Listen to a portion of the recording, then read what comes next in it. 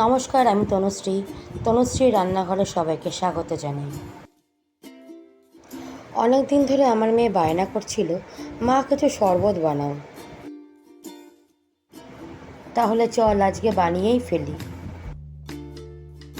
বন্ধুরা, আজকে আমি বানাবো আম পান্না।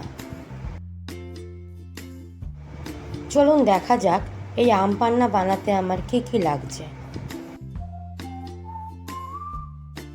ড্রাই রোস্ট করা জিরে, আদা, এলাচ, গোলমরিচ, বিট লবণ, পুদিনা পাতা আর সাদা নুন, 1 বাটি চিনি আর আম সেদ্ধ। বন্ধুরা, এখানে আমি 4টে আম সেদ্ধ করে নিয়েছি। ম্যাঙ্গো এসেন্স, সাইট্রিক অ্যাসিড আর গ্রিন ফুড কালার। এদিকে জিরে, আদা, এলাচ মিক্সিতে নিয়ে নেব।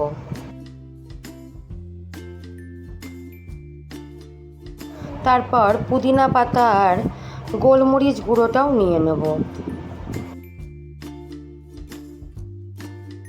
এবার নেব আম সেদ্ধটা।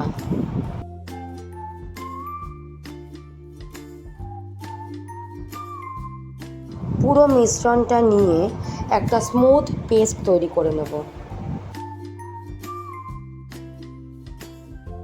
দেখুন বন্ধুরা, পেস্ট আমার তৈরি করা হয়ে গেছে। এবার একটা গ্যাসে কড়াই চাপিয়ে নিয়েছি, তাতে 1 বাটি চিনি। 1 বাটি চিনির জন্য আমি 1 বাটি জলই ব্যবহার করব।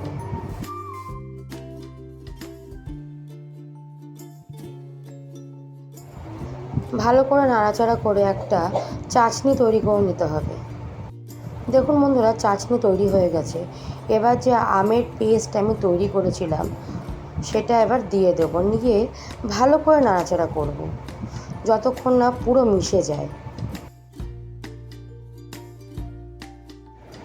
ভালো করে মিশিয়ে নেওয়া হয়ে গেছে আমার। এবার দেবো বিট লবণ। বিট লবণ দিয়েও ভালো করে নাড়াচাড়া করব। এবার 1 চিমটি সাইট্রিক অ্যাসিড দিয়ে নেব। তাতে কি হবে, জিনিসটা খারাপ হয়ে যাবে না।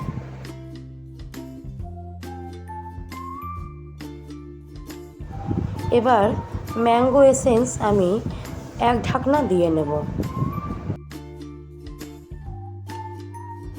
আর দেব গ্রিন ফুড কালার।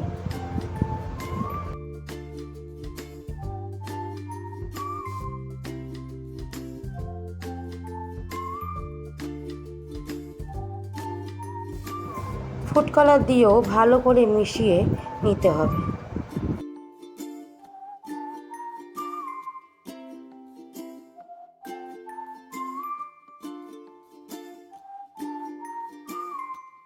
আমার মনে হচ্ছে কালারটা হালকা একটু কম হয়েছে, তার জন্য আরও আমি 4-5 ফোঁটা দিয়ে দেব।